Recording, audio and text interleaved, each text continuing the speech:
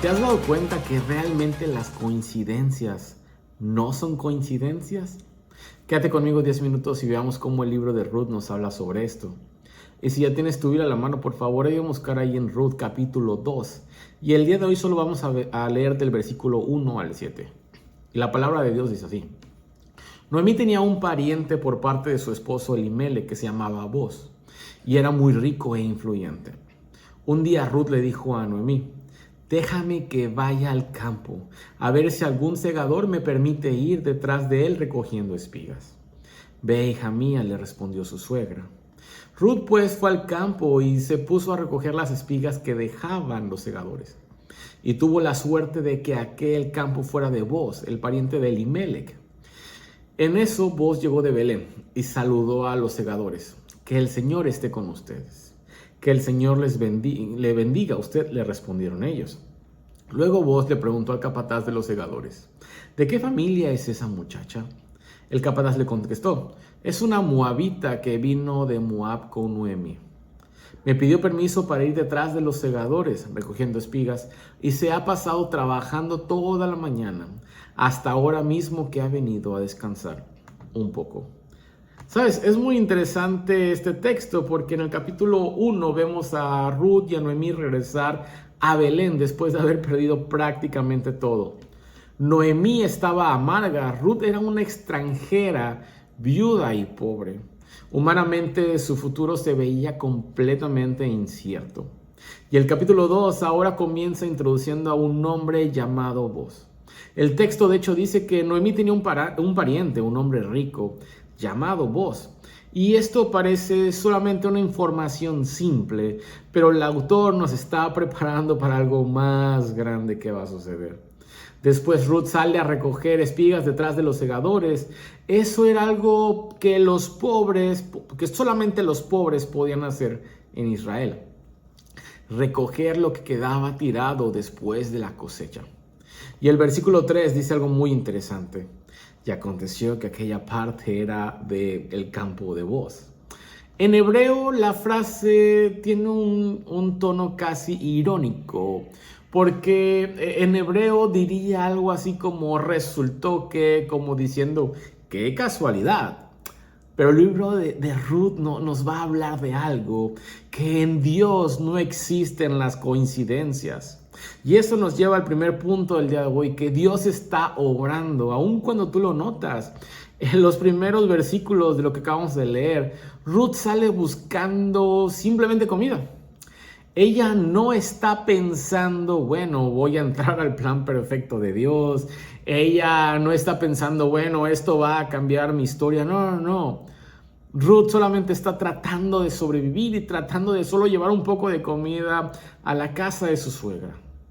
Pero detrás de esta acción aparentemente común, Dios ya está guiando toda la historia.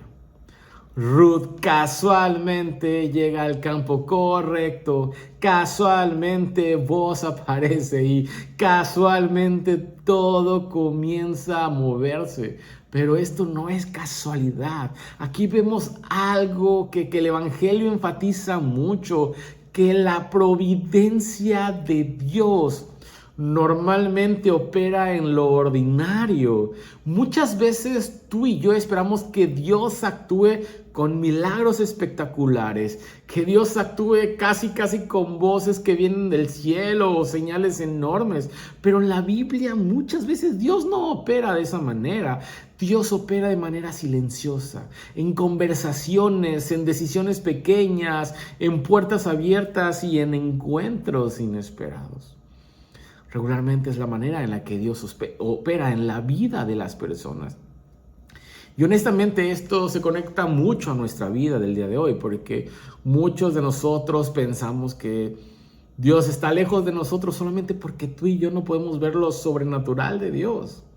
Pero Ruth nos enseña en este capítulo que Dios puede estar guiando tu vida incluso cuando tú no te das cuenta. Yo creo que por lo regular así es como Dios se mueve incluso.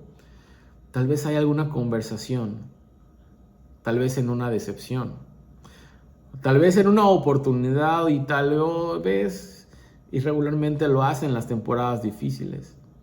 Dios muchas veces trabaja detrás del escenario. Y el punto número 2 que te quiero dar el día de hoy, que nos marca los últimos versículos, es que Dios recibe al que viene vacío. Cuando vos llega al campo, Él pregunta, ¿de quién es esta joven? Y le responden, ella es una joven moabita. Esto es muy importante que lo tengas en mente porque los moabitas eran extranjeros y no solamente eran extranjeros, los moabitas eran despreciados por el pueblo de Israel. Ruth no tenía un apellido importante, Ruth no tenía una posición social, Ruth no tenía privilegios y mucho menos Ruth tenía influencias.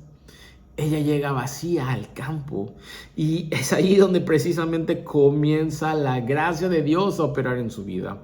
Porque aquí el libro empieza a apuntar algo más importante, en que el evangelio no funciona para los que creen merecerlo todo, sino para quienes reconocen su necesidad. De hecho, para que el evangelio comience a transformar tu vida, necesitas reconocer la necesidad que tienes de Dios. Y esto es lo que hace Ruth. Ruth no llega exigiendo, Ruth no llega buscando gracia, gritándola. Y eso es exactamente lo que muchos de nosotros debemos entender el día de hoy. Porque tú y yo vivimos en una cultura donde decimos somos suficientes, donde queremos demostrar nuestro valor, donde queremos construir nuestra propia identidad, pero el cristianismo y el evangelio dice algo totalmente diferente, que tú y yo no somos aceptados por ser suficientes. De hecho, somos aceptados porque somos insuficientes y porque hemos hallado gracia bajo los ojos de Dios. Ruth era una extranjera. Y aún así Dios la estaba acercando a un proceso de redimirla, de sanarla. Y lo más impresionante de esto, como te lo dije ayer, que de Ruth va a venir la línea familiar del rey David. Y siglos después, adivina quién va a venir de esa familia. Nuestro Señor Jesucristo. La joven extranjera, la joven vacía, termina siendo parte de la historia de la salvación del mundo. Concluyendo esto, Ruth nos enseña dos verdades muy importantes. Que, número 1, Dios está trabajando aun cuando tú no lo ves. Y punto número 2, que Dios recibe al que viene vacío. Y todo esto apunta a Jesús sin lugar alguna, porque Jesús vino precisamente por personas cansadas.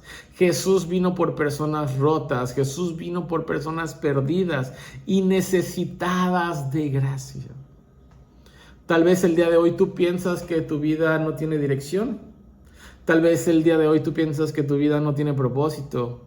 Tal vez el día de hoy tú piensas, como lo dije ayer, que Dios está ausente. Pero Ruth 2 nos recuerda algo muy importante. Que Dios puede estar escribiendo una historia mucho más grande de la que tú puedes alcanzar a ver con tus propios ojos el día de hoy. La pregunta final con la que te dejo es, ¿estás dispuesto a confiar en Él aun cuando no lo entiendes todo? ¿Estás dispuesto a confiar en Él aun cuando no lo entiendes todo? Amado Padre Celestial, te damos muchas gracias por tu palabra. Gracias porque nos recuerdas que tú estás en pleno control de absolutamente todo en el universo, Señor. Y ayúdanos a creer eso y ayúdanos a confiar en eso, Señor. Que tú eres soberano por sobre todas las cosas, Señor. Y que nosotros no podemos salvarnos a nosotros mismos y que te necesitamos, Señor, urgentemente en nuestras vidas, Padre. Sigue transformando nuestra vida y nuestro corazón, Señor. Te necesitamos. En el nombre de Cristo Jesús. Amén. Y nos vemos el día de mañana para otro devocional. Que tengas un buen día.